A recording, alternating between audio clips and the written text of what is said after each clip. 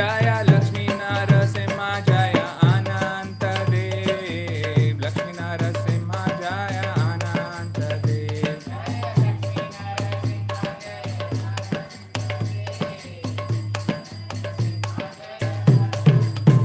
Jaya Pancha Tattva Pancha Tattva Pancha Tattva Jaya Pancha Tattva Jaya Pancha Tattva.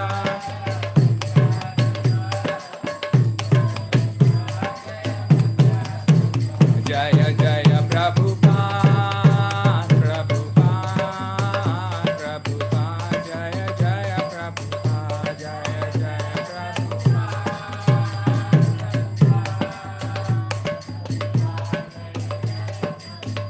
Jaya Jaya Gurudev Gurudev Gurudev Jaya Jaya Gurudev Jaya Jaya Gurudev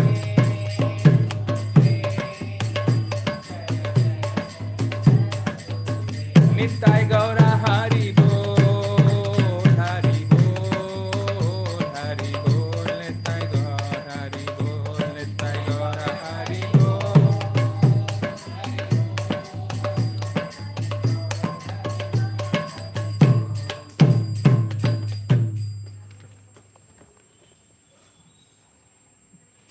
Hari Naam Sankirtan ki jai, Hari Krishna Mahamantra ki jai, Shri Prabhupada ki jai, Nittai Gaura Hari Premanandi. Can you connect?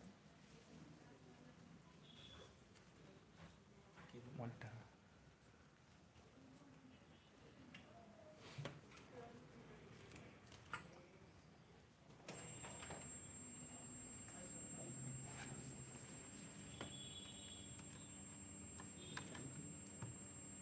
If possible, if everyone is not feeling cold, then yeah, I'm a little feeling warm.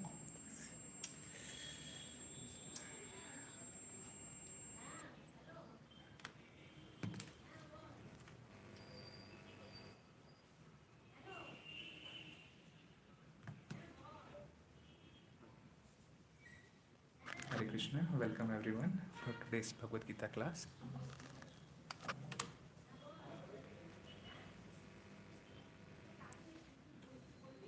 We'll start with Mangalacharan first, okay?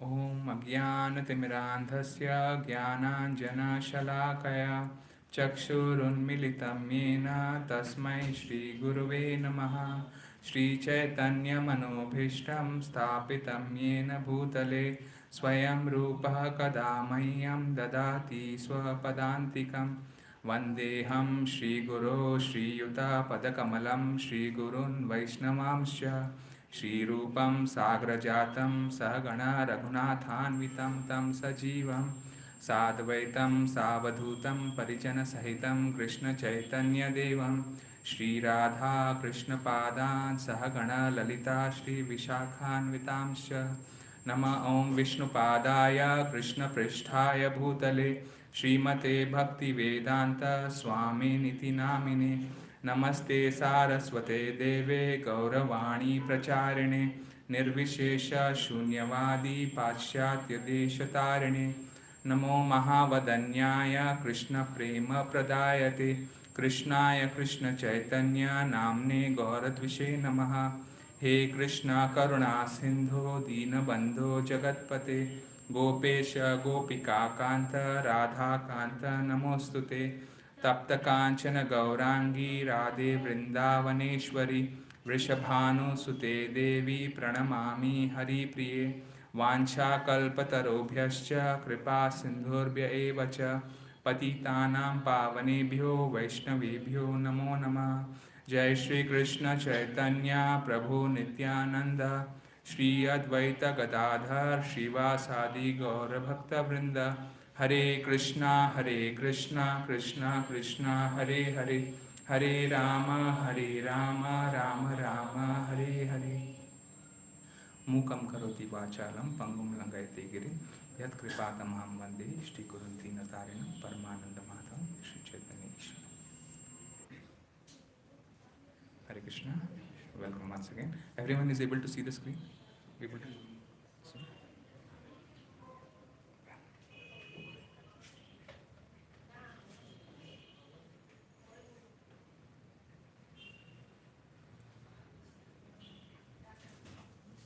Is it okay? Is it okay? Okay, Hare Krishna. So we'll be reading from Bhagavad Gita, chapter 5, shloka number 2. Please repeat after me. Shri Bhagavan Uvacha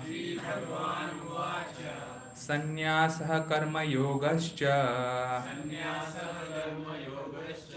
Nishreyasa Karavubhau Tayostu Karma Sannyasat Karma Yogo Vishishyate. Shri Bhagavan Uvacha Sannyasah Karma Yogascha Nishreyasa Karavubhau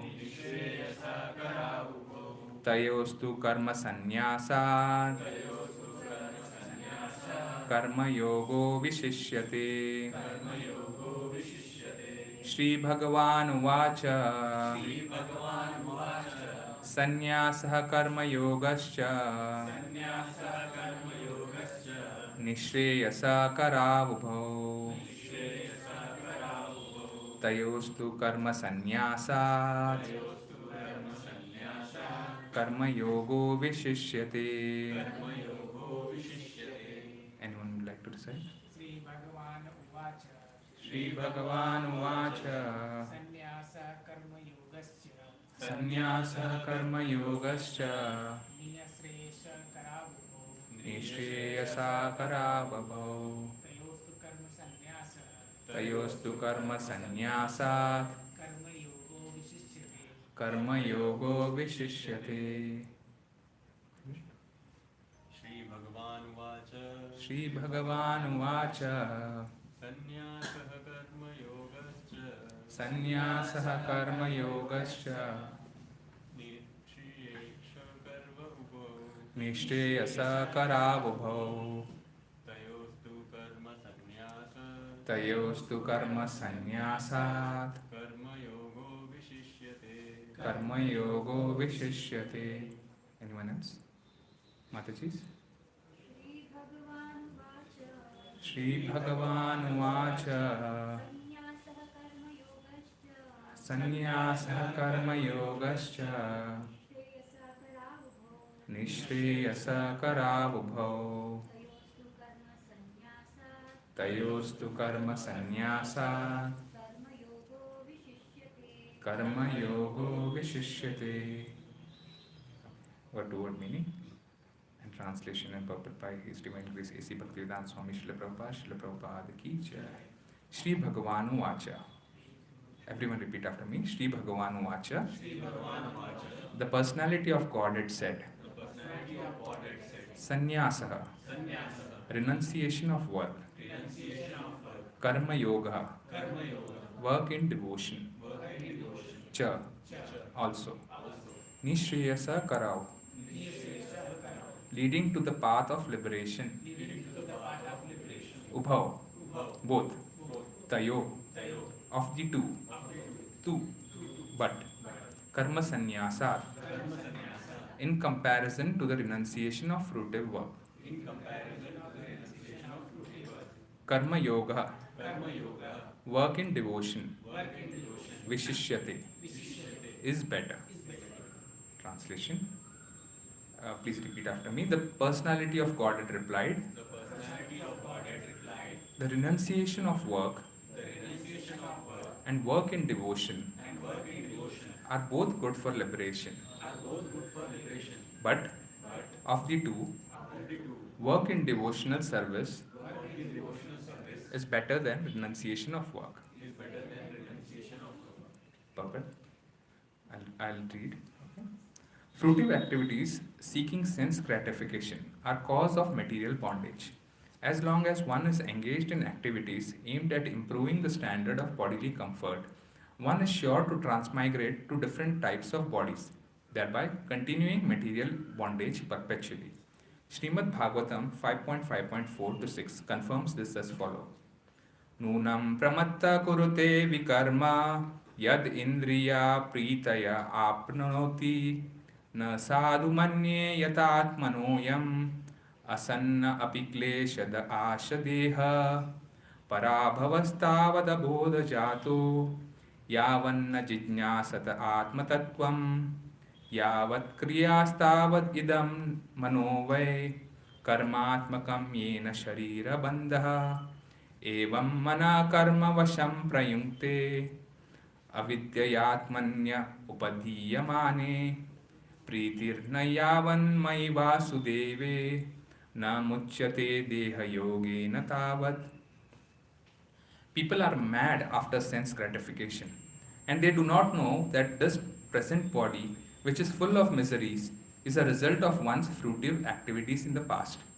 Although this body is temporary, it is always giving one trouble in many ways. Therefore, to act for sense gratification is not good. One is considered to be a failure in life as long as he makes no inquiry about his real identity.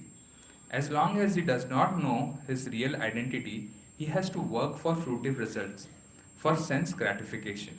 And as long as one is engrossed in the consciousness of sense gratification, one has to transmigrate from one body to another. Although the mind may be engrossed in fruitive activities and influenced by ignorance, one must develop a love for devotional service to Vasudeva. Only then one can have only then can one have the opportunity to get out of the bondage of material existence. Therefore, jnana, or knowledge that one is not this material body but spirit soul, is not sufficient for liberation. One has to act in the status of spirit soul. Otherwise, there is no escape from material bondage. Action in Krishna consciousness is not, however, action on the fruitive platform. Activities performed in full knowledge strengthen one's advancement in real knowledge. Without Krishna consciousness, mere renunciation of fruitive activities does not actually purify the heart of a conditioned soul. As long as the heart is not purified, one has to work on the fruitive platform. But action in Krishna consciousness automatically helps one escape the results of fruitive action, so that one need not descend to the material platform. Therefore, action in Krishna consciousness is always superior to renunciation, which always entails a risk of falling. Renunciation without Krishna consciousness is incomplete, as is confirmed by Srila Rupa Goswami in his Bhakti Rasamrit Sindhu 1.2.258. प्रापंचिकतया बुद्ध्या हरि संबंधी वस्तुनः मुमुक्षुभि परित्यागो वैराग्यम फल्गु कथ्यते. When persons eager to achieve liberation renounce things related to the Supreme Personality of Godhead, thinking them to be material, their renunciation is called incomplete. Renunciation is complete when it is the knowledge that everything in existence belongs to the Lord, and that no one should claim proprietorship over anything. One should understand that factually nothing belongs to anyone. Then where is the question of renunciation? One who knows that everything is Krishna's property is always situated in renunciation. Since everything belongs to Krishna, everything should be employed in the service of Krishna. This perfect form of action, Krishna consciousness, is far better than any amount of artificial renunciation by a sannyasi of the Mayavadi school.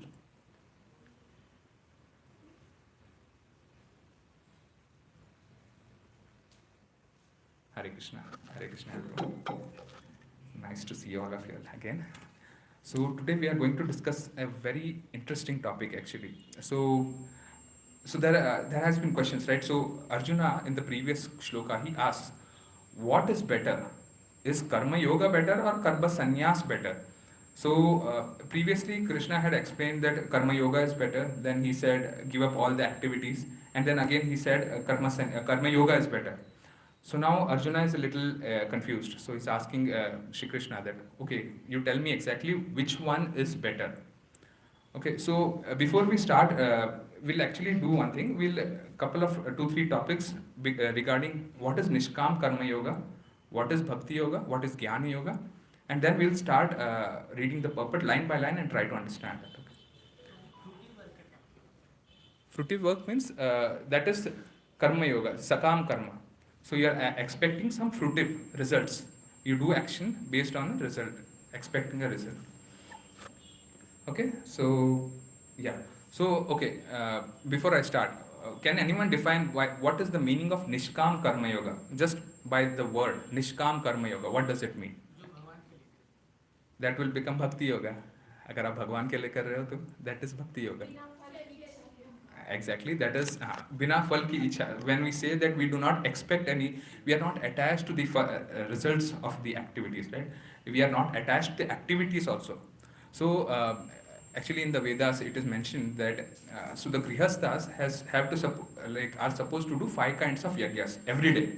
So why? Because they are involved in activities like cleaning the house or filling the water jug or like cooking or like lighting the fire. All these things will kill some living souls, right? It will kill some germs, it will kill some insects or something, right? So grihastha is expected to do 5 kinds of yagyas. So a person who does this 5 kinds of yagyas every day, so this is not in relation to Krishna, right? This is something that is mentioned in the Vedas and he performs that activities every day. So that person is called a karma yogi. So he is doing his activity, karma yogi. Okay? Okay, so the question will be, why does one person do Nishkam Karma Yoga? What is the result? What does one expect doing Nishkam Karma Yoga? Anyone?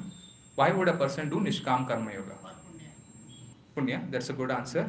And so why is he trying to get Punya? We want to achieve something. Yeah, so he might want to go to higher planetary system, want to go to Swarga, right? Or even Nishkam Karma Yoga leads to like cleansing of the heart also. He might be thinking that, oh, I want to get detached eventually. So that might be one of the reasons he might do Nishkam Karma Yoga, right? So how is it different from Bhakti Yoga?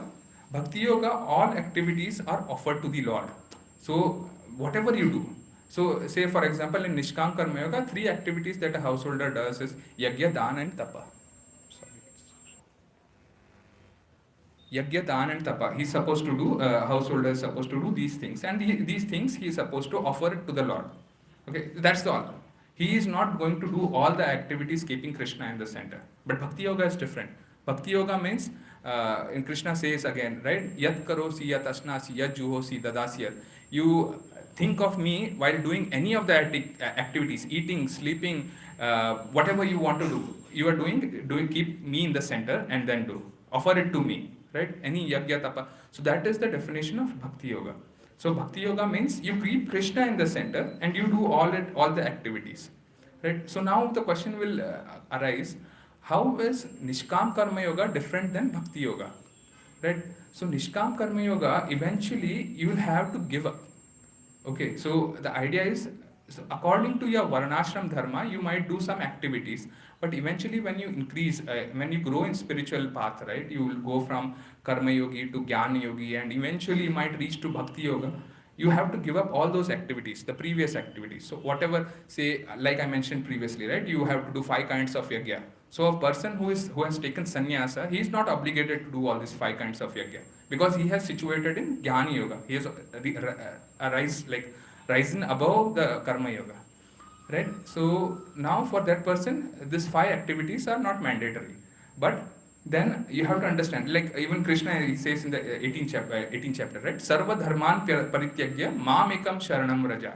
Aham to am sarva papebhyo mokshayashyami masucha. He says you give up all the activities and just surrender unto me.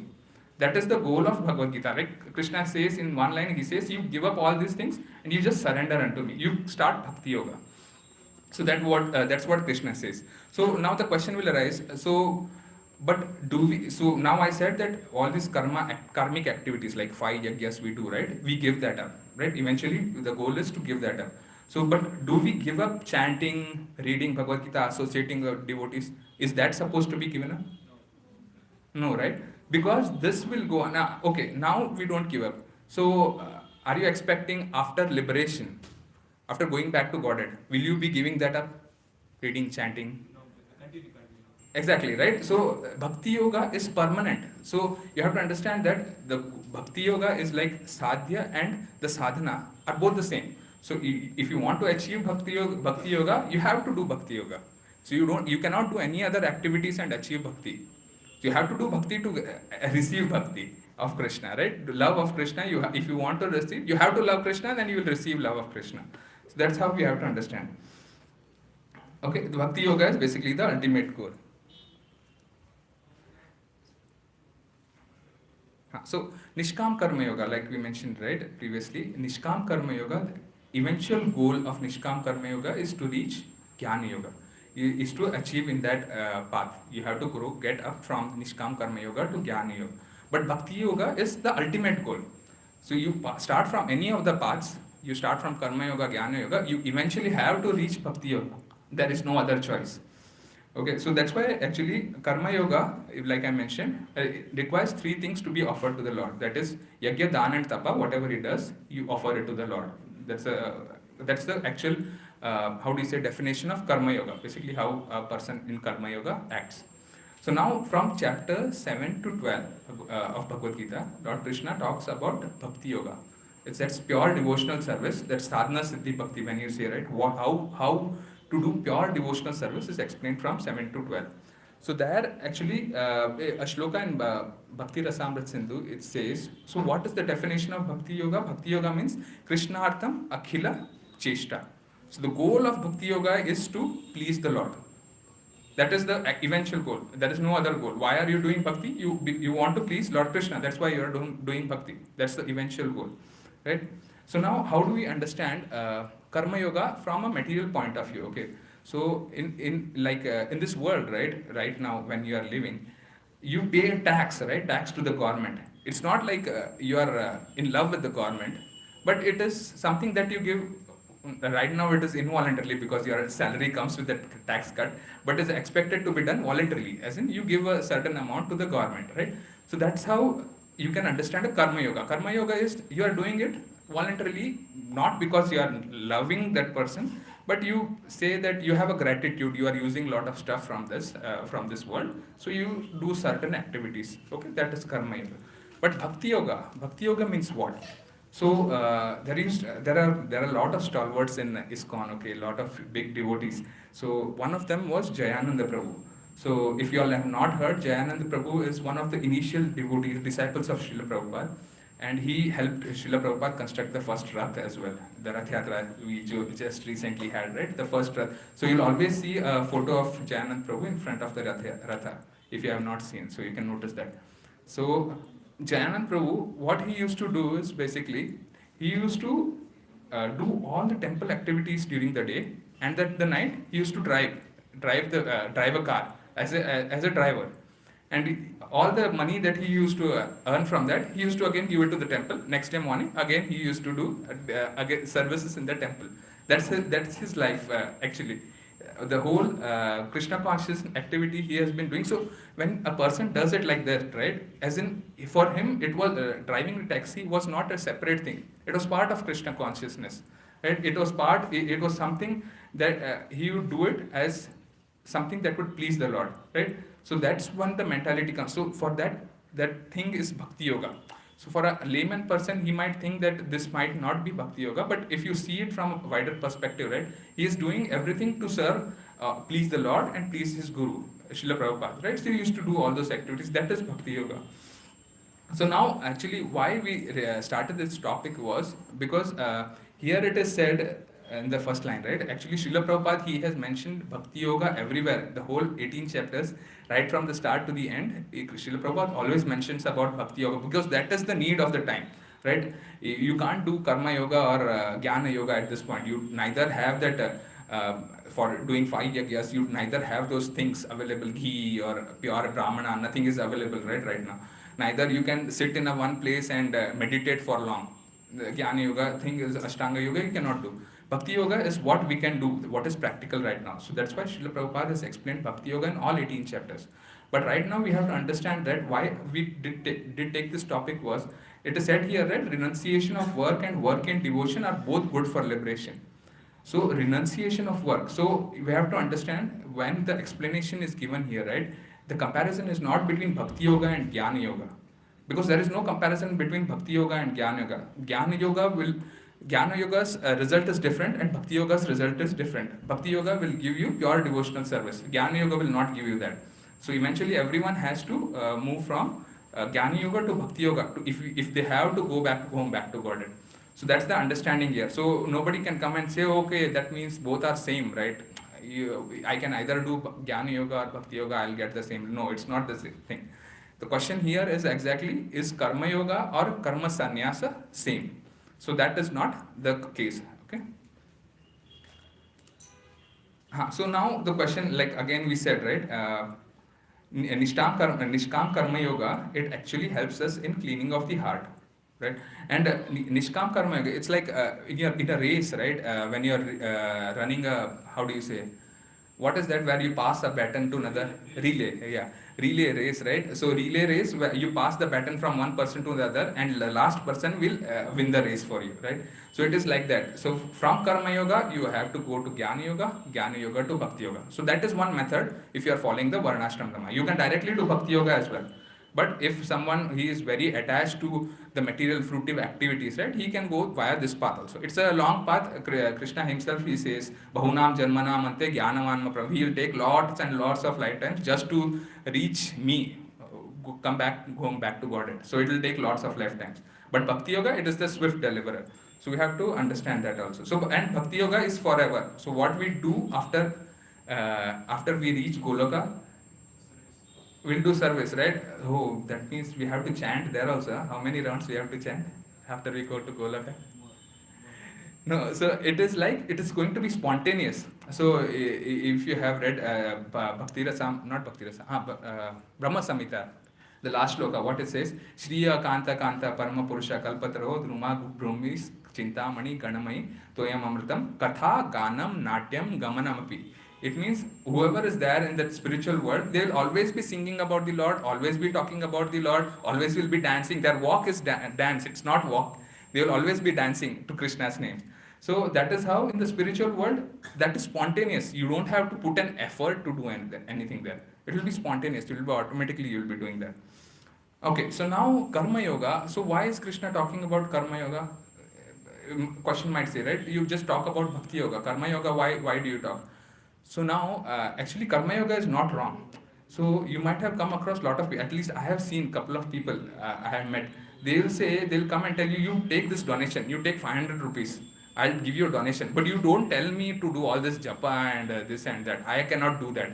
I can give you donation. You take the money, but I cannot do that. So for them, it is still okay, right? They can eventually come to their process because they don't have sukruti right now, right? They have lot of their sinful activities they have done. That sin, right? It has to go through that, and then eventually they might come to bhakti.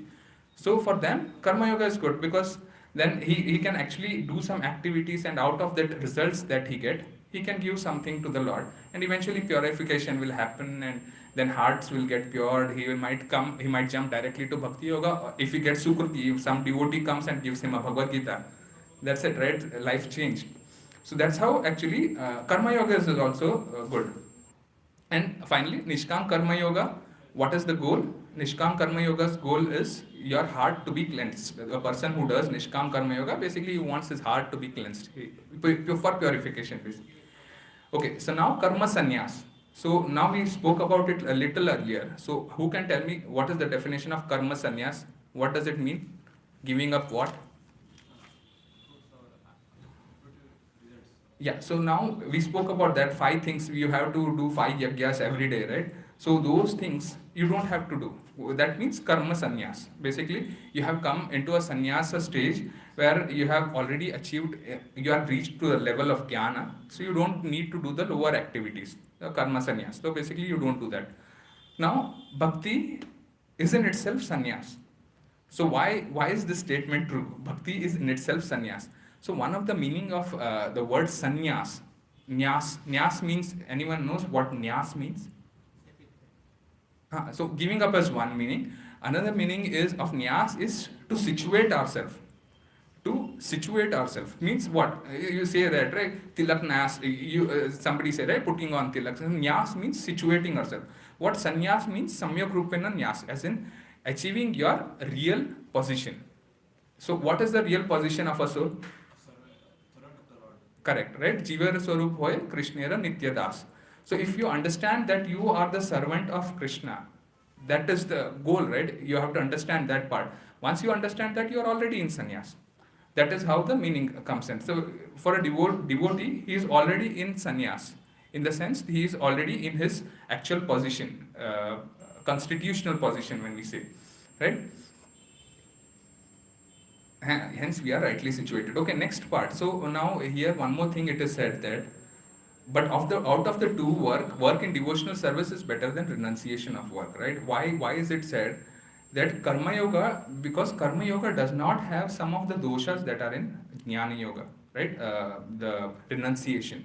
What is that? So in Bhagavad Gita 3.6, Srila Prabhupada actually he explains in the purport. Krishna also says that a person who is in Jnana Yoga, he has controlled all his senses and he is sitting in an upright position and doing all that, but his mind is already like it is engaged in thinking about bhogas, right? His mind is still in fruitive activities. He's trying to enjoy his mind. He might have been sitting in complete posture of a Ashtanga yogi, but his mind is still running everywhere and he's trying to think about bhogas. Then what is that person called? This person is called a mithyachari. Mithyachari means is a pretender. So the problem of a Gyan Yogi is he might fall down, right? He might fall down in the sense he'll be doing all the activities, but internally he knows he is not actually trying to focus on the Lord, right?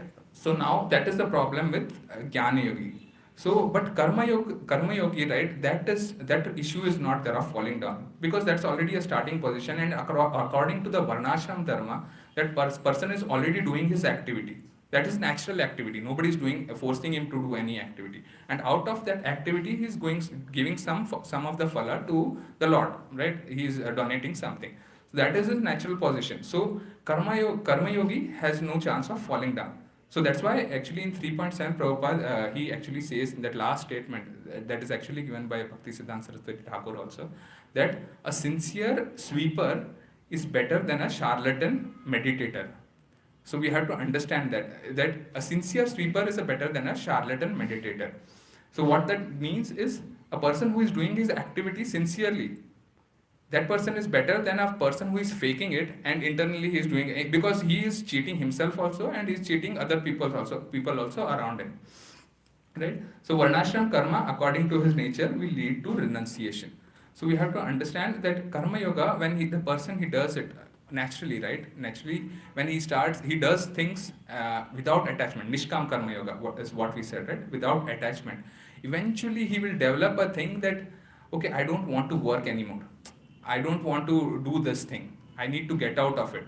I need to understand more. I need to focus on something spiritual better. Like that consciousness will come, right? So karma yoga already has a little bit of jnana yoga in it, but it will reveal eventually once you do properly karma yoga, right? That will take a lot of time. So we have to understand that karma yoga already has jnana yoga in it, and it will come out in time. Right? So that the example, one of the example is given like a pregnant lady, right? So a pregnant lady has already a baby in her belly, but eventually it will come out when the time is right. So similarly, a karma yogi, when he does his activities properly and he is doing all the activities whatever is mentioned as per the Vedas, eventually he will reach a stage where he will get situated and he will renunciate everything. He will understand that this is not what I am actually supposed to be here for. So this example actually, there was one more thing. So in COVID, right, a lot of people understood that point, right? You might have money, you might have everything, you might have even oxygen cylinders with you, but if there is no mercy from Krishna, you will not be able to take one breath more, right? That is something that everybody understood that at that time, right? It is a little difficult when it's a normal situation, but when something like this happen, right, this thing will automatically you'll understand.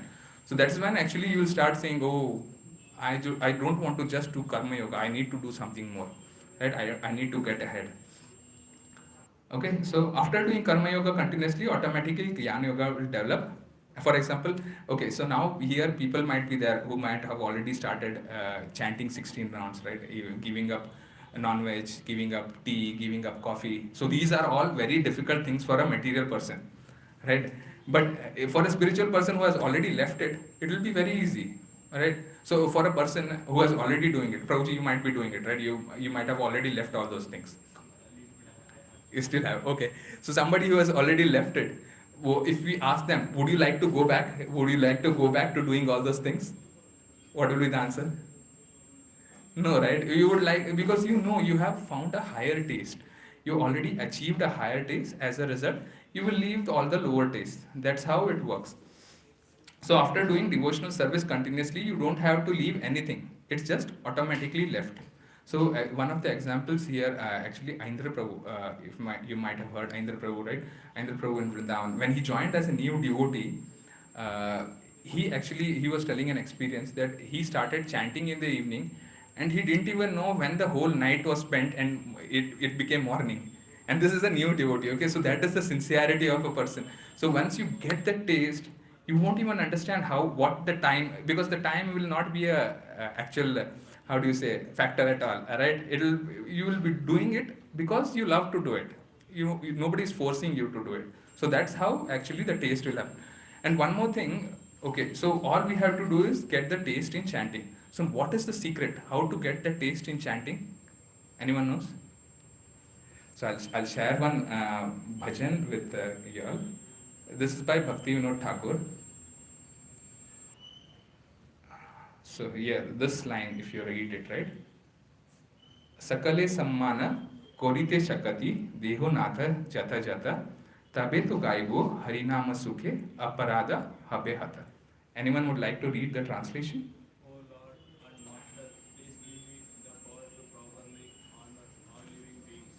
Only then will I sing the holy name in great ecstasy, and all my offenses cease. Yes.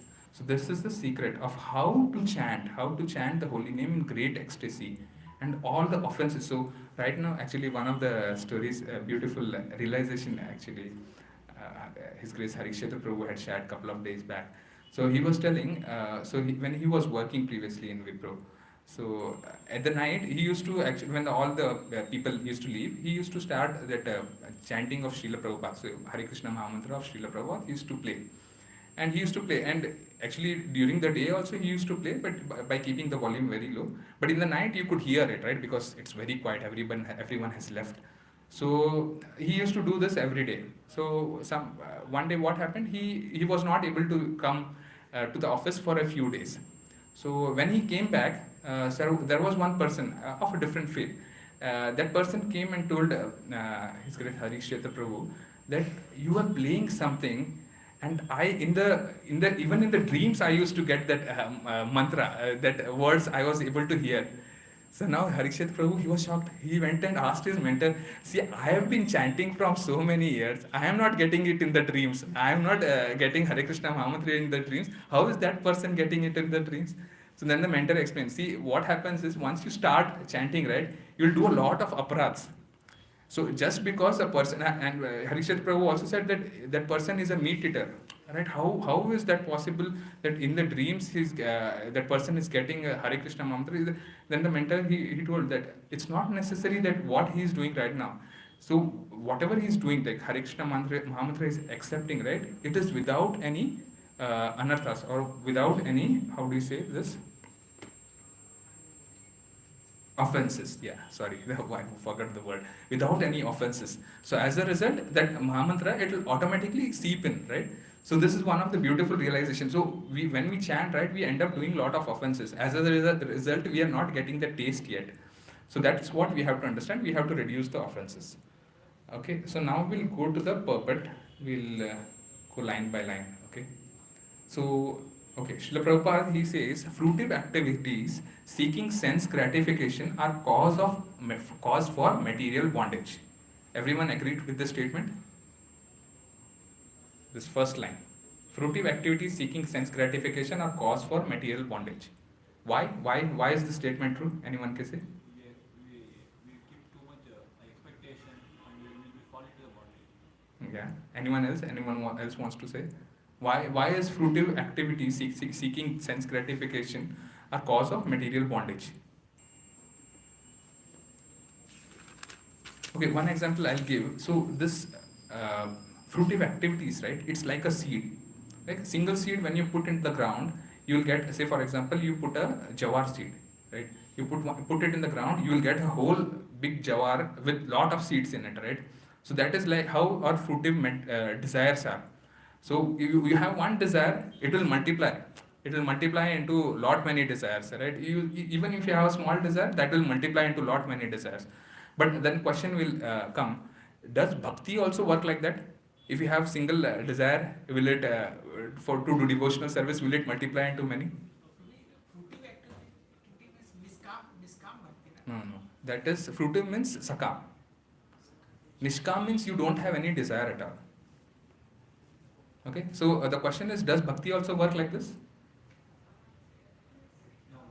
It will work, right? So bhakti also, so you have a desire to do some devotional service, and Krishna sees that you have desire. Okay, so he will give you more. Once you start doing it properly, he will say, okay. So there was one, actually, I was hearing a lecture where one of the senior devotees, he says that when Krishna sees this person doing very nice devotional service, right, he will say, oh, you are doing this very beautifully, could you do a little bit more? So it will always be like that, can you do a little more, can you do a little more?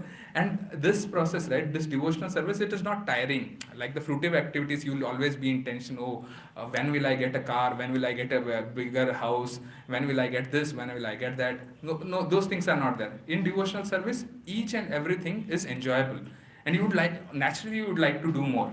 That is how devotional service works, right? You want to do more and more and more. You'll do one service, you'll do another service, you like to do more and more. So that's how devotional service works. So even in bhakti yoga, it is saying starts. Okay, yeah. So here, many people might have started with one round, right? One of the devotees might have come and told you, do just one round. One round you do. And now where have you reached? You might be doing 16 rounds, right? So that is how you start. Even if you do one round, right? Eventually you will come to 16 round. You'll be doing lot more services and everything. So that's how bhakti is. It will keep on growing and growing and growing. It will be more and more enjoyable. So when you serve Krishna, yes, yeah, like I said, right? Whenever you do some service to Krishna, Krishna will always say, "That is very nice. Can you do a little bit more?" Yeah, and you will get happiness. That is the eventual goal. Everyone is looking for happiness, right? Okay, so we'll take the second line. So as long as one is engaged in activities aimed at improving the standard of bodily comfort, one is sure to transmigrate to different types of body, thereby continuing material bondage perpetually. Okay, so this statement, and everyone understands what this means. So as long as one is engaged in activities aimed at improving the standard of bodily comfort, as long as the person is in that bodily state of mind, right, he considers himself to be a body instead of the soul, he will always have to take birth, because with the body your desires will never end. You will have one or the other desires keeping on, like going on and on and on, right? So that's why you'll have to take one or the other births. So everyone is suffering. So one of the things was, right now in this material world, right, everyone is suffering. So how the condition is, so if a person is standing in front, right, and he is feeling the heat, what he will do is he will basically turn around, right? He'll let the heat come into my back, and then after some time he'll turn around again. Okay, let it come here. So that's how the condition is. There will always be trouble, right? But we are trying to adjust according to the surroundings, right? And yeah, even in a lot of colder areas, right, you might have gone to the north, right? So there, what the people do, actually, the security guards and all, in the night, what will they will do, they'll lit up a fire, right, and they'll just warm their hand. Their whole body is suffering, but they will actually try to warm their hand. So that's how this thing is. So there is one beautiful analogy also for this. So if you might have heard about it. So what happens, a person is running because a tiger is behind him, and he falls into a well. So now in the well, he holds to a branch. Okay, so somehow he holds to a branch. When he sees down, there are lots of snakes there in the well. And when he sees up, there is a tiger. The tiger is still roaming around, right? And then and he sees there are two rats, mice, right? They are trying to cut that branch. One is white color, one is black color. And then suddenly, in all this situation, he's already in a terrible situation right now. There is a how do you say, a honeycomb in the corner, right? So suddenly one drop of honey falls into his mouth, and he feels like, oh, I am in such a good position, right? I am able to taste nectar. So that is our situation right now. We'll be having troubles every day and night. So those black and white mouse are basically day and night. So day and night our life is coming down, right? We are getting old and we are going to die eventually, and we'll either be killed by the snakes or killed by the tiger, right? So that's how our condition is. One more thing, actually, one of our beautiful devotees, His Grace Sadhu Sevan Prabhu, he actually was talking again during the lecture only. So, one story came up that Draupadi, during that Vastraharan, right? So, during the Vastraharan, she tried to hold her sari for a little bit, and then eventually she gave up. She held her hand up because the troubles that are coming, right? She cannot handle that. So she just gave up and called up Krishna's name, right? And then Krishna's name and Krishna supplied the like Kartikeya Prabhu says, right, Govinda Vastra Bhandar. So he gave lot of cloth to Draupadi. So Sadhu Sevan Prabhu, he was actually talking to me. He was saying, so see, why are we not understanding that we are actually getting slapped by Maya every day, morning and evening, even in the morning so many times, evening so many times. Why are we not understanding like Draupadi? Why are we not raising our hands and saying, oh Krishna, you take care of us? So I was telling them, actually we don't really understand that is the slaps that we are getting. We are actually saying that it is Maya's mercy that we are getting. That's why we are not even calling Krishna. And then Sadhu Sevan Prabhu actually said one more level up. So he says, actually we don't. It's not that we don't understand. We are actually asking Maya to slap us. Come and slap me so that I can enjoy more the slaps. So that's our condition is, because in material world everything is painful. You'll realize something that is that will give you happiness right now, tomorrow it will not give you happiness. That is the actual how the state is of this material world. Okay, so now this shloka, this is a very beautiful shloka from Srimad Bhagavatam. This is Rishabdev instructing his sons. So we'll just go to the translation. Okay.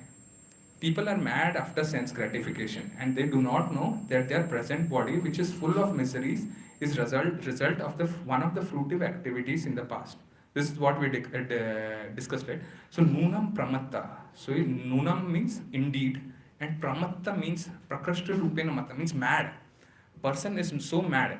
So if you see, right, a person, he has done some activity and he faced a lot of misery because of that, and then again he's doing the same activity.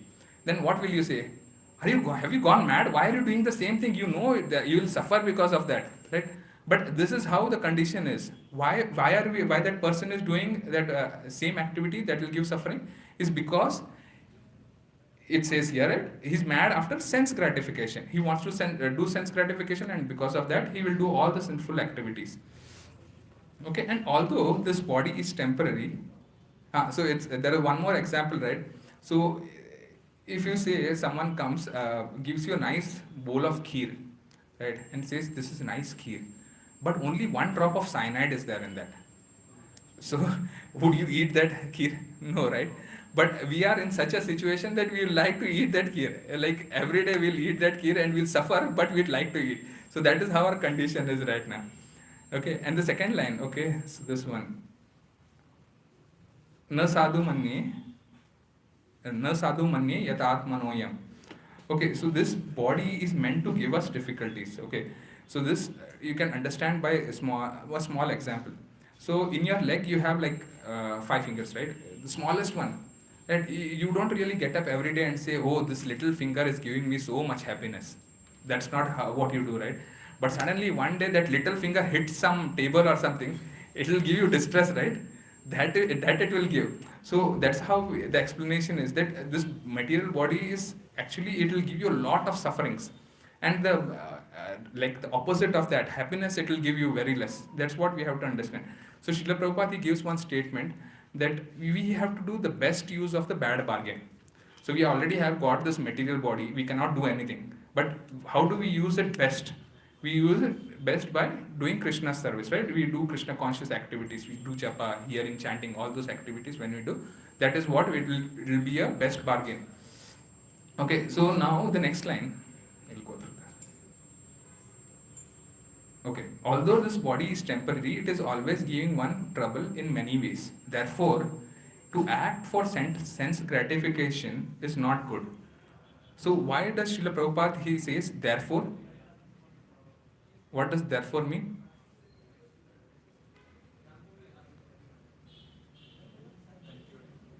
Yeah, therefore means he is connecting it to the previous line, right? Although this body is temporary and it is giving one trouble in many ways. Therefore, so it is always going to give you trouble, right? So therefore, to act in sense gratification is not good, right? So why is it not good? So is this body made for just eating, mating, sleeping, and defending? Is that the goal of this body? No, right? It's not, right? So now the understanding is, you can take this as an example. If you are getting a nice plate of prasadam, okay, the prasadam is served on a pattal, a leaf plate, or that prasadam is served on a gold plate. The satisfaction that you will get from either of that will be the same, right? Even if you eat that prasadam from a pattal, right, made out of leaf, you'll get the same satisfaction that you will get it from a prasadam that is given on a golden plate. But now you have to understand, to get that golden plate, how much effort more you have to do, right? The understanding here is, see, just for the show, right, you will do that much effort just because you want, because the prasadam is same, you will get the same satisfaction, you eat it from a simple leaf plate or a golden plate, right? It doesn't make a difference. So we have to understand that. That's why Srila Prabhupada always says that you should have simple thinking, simple living, and high thinking, right? Simple living, high thinking, that's the proverb that Srila Prabhupada always says. So we have to keep our requirements to the lowest, and we have to we have to think of achieving the highest whatever we can achieve. Okay. So there is one more example here. So one of the devotees, his parent, he is not a devotee. So he used to say that whenever I have cash in my pocket, right, I feel confident. Whenever I go out, whenever if I have cash in my pocket, I'll feel confident. But you devotees, you don't really care for that. Your only worry is your japa is done today or not. That will give you confidence. If your japa is done today, right, you'll be confident the whole day. Otherwise, the whole day it will be, oh, my japa is not done. My japa is not done. When will I complete my japa? That is how your whole day will go. So that is actually a good thing, right? That we have our sadhana first. That's how we have to think. So that's why actually Srila Prabhupada, he says, right, that's why, because we have this fruitive mentality. One more example, actually I was hearing one of the senior devotees say again, that you should not have any wish at all. Somebody sometimes says, these materialist people, they feel, right, oh, my nose is too big in this body. Probably next birth I'll get a smaller nose or a better face, right? All these desires you should not have, because this desire, if you have, means you will get the next body again, you'll have to take birth again. So in fact, that sannyasi, right, senior devotee, he was saying that, so even devotees, they wish, right, oh, I wish I could read better Sanskrit. Right? That wish also might result in you taking birth once again, because you will, next birth you'll have to take where you read Sanskrit properly, right? Even that wish you don't require. So eventually we should not have any of these material wishes at all. Yeah. So why is the okay? So now we'll go to the next line. So one is considered to be a failure in life as long as he makes no inquiry about his real identity. As long as he does not know his real identity, he has to work for fruitive results for sense gratification. And as long as one is engrossed in consciousness of sense gratification, one has to transmigrate from one body to another. So basically, this is what we said, right? As long as we have some desire to do some fruitive activities, you have to take birth again. You have to go through all the yonis. If you have good, you have good karma, you will get at least a human body. If you don't, then you again go to the 84 lakh cycle and again come back, 80 lakh cycle, and then again one of the 4 lakh human beings you can become. So that is also very bad, right? So although the mind may be engrossed in fruitive activities and influenced by ignorance, one must develop a love for devotional service to Vasudeva. Only then one can have the opportunity to get out of the bondage of material existence. This is such a beautiful line, right? So person, he might be engrossed in doing activities, fruitive activities, right? But then even then he has a chance, right? If he does pure devotional service, he has a chance to get out of those things that he is engrossed in and get into pure devotional service completely. That's what it says, right? Although the mind may be engrossed in fruitive activities and influenced by ignorance, one must develop a love for devotional service to Vasudeva, right? Only then can one have the opportunity to get out of the bondage of material existence. So this is a very important line. It actually gives us hope, right? If people who have a lot of material desires, it will give them hope that, okay, at least once you start this process of chanting and doing devotional service, one day you'll get out of this. you'll get into pure devotional service. That gives us a lot of hope. Okay, so in the next line, actually, this is very important thing that Srila Prabhupada says. Therefore, jnana or knowledge that one is not this material body but spirit soul is not sufficient for liberation. One has to act in the status of spirit soul, otherwise there is no escape from material bondage. Okay, so now jnana, right? So renunciation, right? So person has understood that karma yoga is not all in all. I need to do jnana yoga. So now he has given up everything, but that itself is not a goal, right? You cannot say, for example, you are traveling in a new country, okay, and you suddenly took your car in a wrong lane, right? Now you understood that you are in a wrong lane. You cannot stop there because you are in a wrong lane. Right? You have to get into the right lane again and drive, right? So that is how actually jnana yoga is. Once you do know that you are not this body, you are the spirit soul, that knowledge itself is not enough for getting you to liberation. So once you know that you are a spirit soul, you have to understand, okay, what is the need of the spirit soul, and what is the constitutional position, what is the soul needs to be doing, right? What is our actual like, how do you say, what do you want to do, what you need to do to get out of this material world. Say for example, uh, a young boy, right? Some old uncle comes to his house, right? He'll ask his mother, who is this old uncle? So the mother will say, oh, actually he's your grandfather's brother, right? Now with this knowledge, the knowledge itself is not enough to form a loving relationship with that old uncle to this young boy, right? That young boy has to serve that old uncle, right? He needs to understand him, he needs to speak with him. All those things when he does, that is when actual devotional service, as in the love will come, right? With just knowing that, okay, I am not this body, I am the spirit soul, is not enough to get you liberation. Okay, so we are looking for happiness. Don't know about soul. Okay, identify ourselves with. So this is the next one. Okay, Satyavarti Muni, Lord Vishnu tells that inquiries that you put forward will give you my mercy. Okay, so this is one actually. So this will come here. Therefore, jnana or knowledge is not sufficient for liberation. One has to act in the status of spirit soul. Otherwise, there is no escape from material bondage.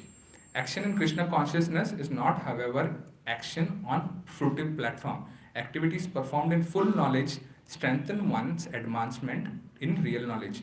Okay, so what does full knowledge here mean? Activities performed in full knowledge. What is the knowledge? What is the full knowledge that a person who will get when he understands that I am not this body, I am the spirit soul? What is the full knowledge?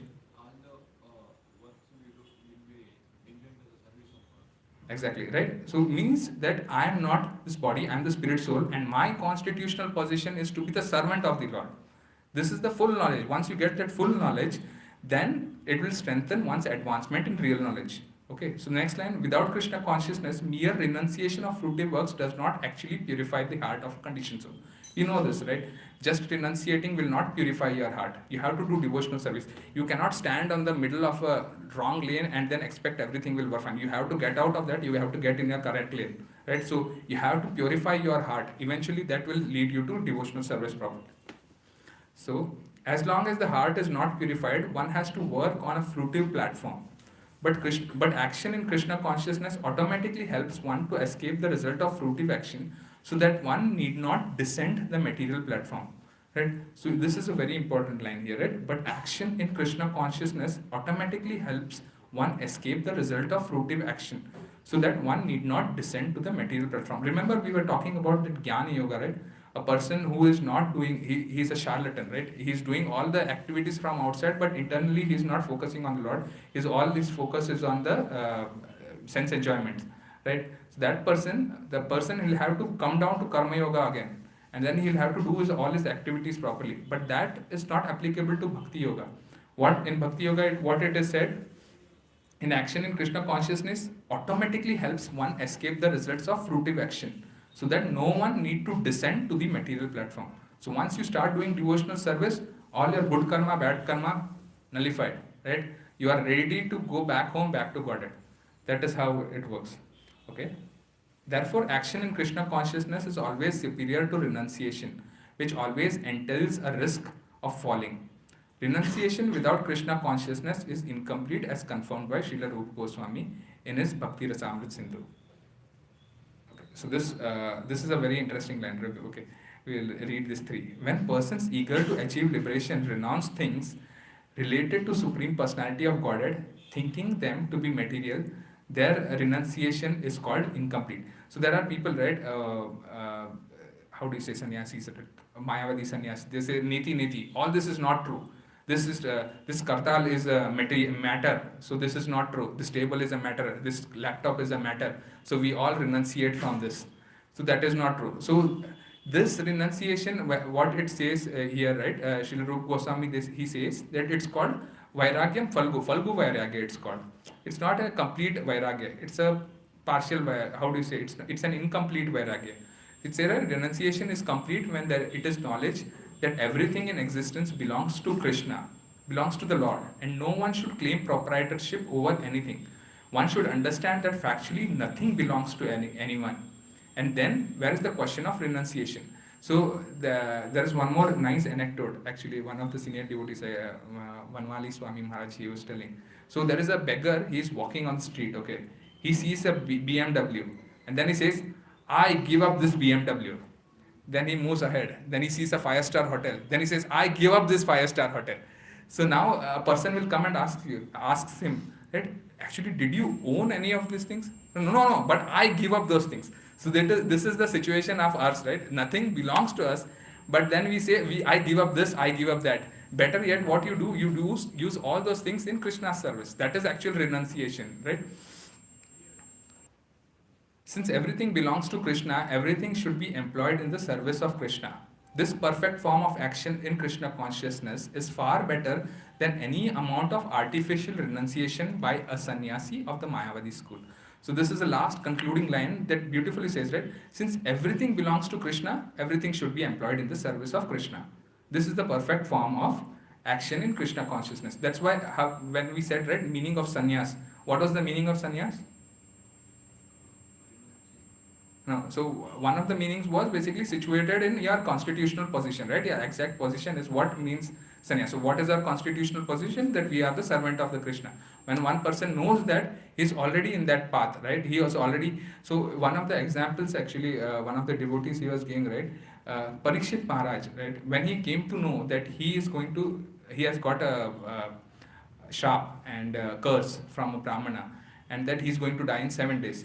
He didn't think about, okay, what will happen of my kingdom, who will take over next, what will happen of this, what will happen.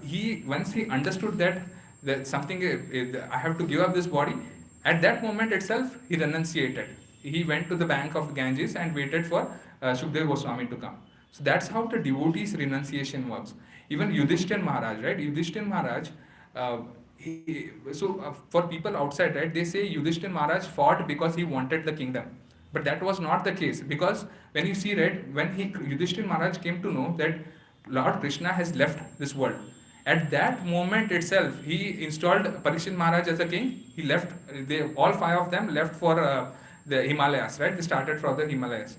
So we have to understand, their only goal, they were doing all those activities only because of one reason. What was that reason? The reason was to please Krishna. So they fought the war because they wanted to please Krishna, and they were ruling the kingdom because they wanted to please Krishna. So that is eventual goal, that a devotee, he doesn't do it for himself. He does things because he wants to please Krishna. That is the eventual goal. I hope that was informative today's class. Thank you very much. Hare Krishna. Anyone has any questions?